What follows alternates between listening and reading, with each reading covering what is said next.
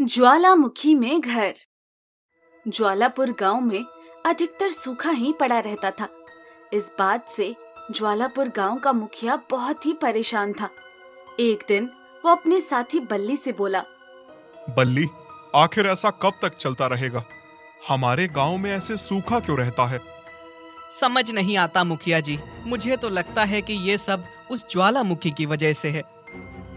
गांव के सूखे से उस ज्वालामुखी का क्या लेना देना? वो तो पूरी तरह से ठंडा है। मुखिया जी, इससे भी ज्यादा चिंता की बात है गांव के लोगों का गायब हो जाना। तुम सही कह रहे हो। कुछ दिन पहले ही रामू का बेटा टहलने के लिए ज्वालामुखी के पास गया था। उसके बाद वो आज तक नहीं लौटा। चिंता मत करिए मुखिया जी, मुझे विश्वास है कि एक दिन सब सही हो जाएगा। मुखिया घर पर चला गया, मगर वहाँ वो अपने बेटे को देखकर बुरी तरह से चौंक गया। रतन, तुम घर पर कब आए? अभी अभी पिताजी। मगर मैंने तुम्हें घर पर आने के लिए मना किया था।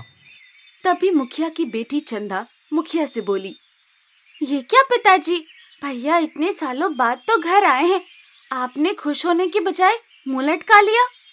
तुम तो जानती हो चंदा, एक तो हमारे गांव में सूखा पड़ा रहता है और ऊपर से कुछ सालों से यहाँ पर लोग रहस्यमय ढंग से लापता होते जा रहे हैं।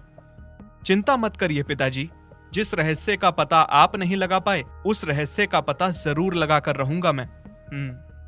इतना बोलकर रतन अपने घर से बाहर निकल गया और एक पेड़ के नीचे बैठ गया। समझ में नहीं आता शुरुआत कहां से करूं। पिताजी को बोल तो दिया है मैंने, लेकिन इस रहस्य का पता कैसे लगाऊं?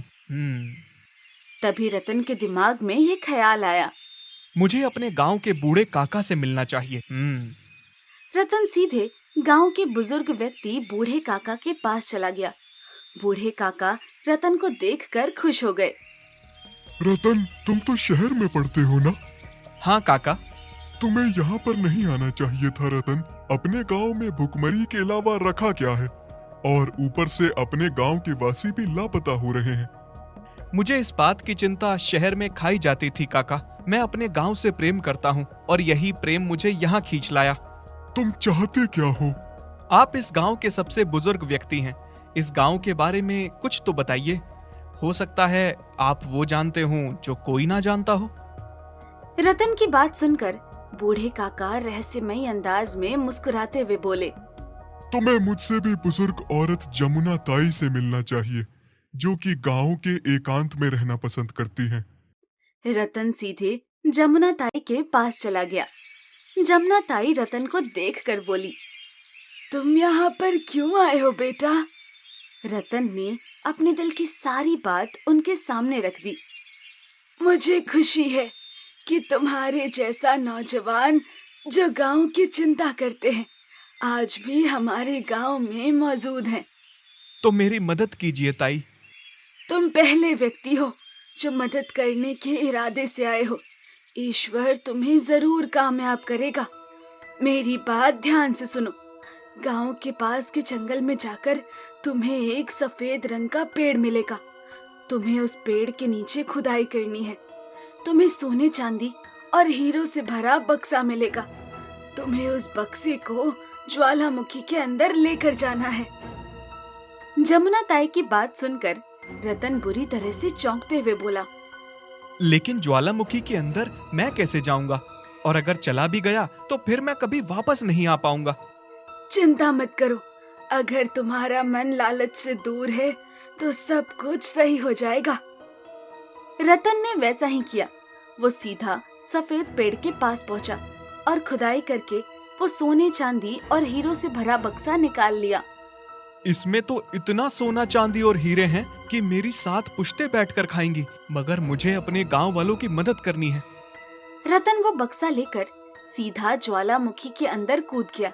अगले ही पल उसने खुद को ज्वालामुखी के अंदर बने हुए आलीशान हवेली में पाया, जहाँ पर उसके गांव के लापता व्यक्ति पिंजरे में कैद थे। तभी एक काला धुआं आसपास मंडराने लगा।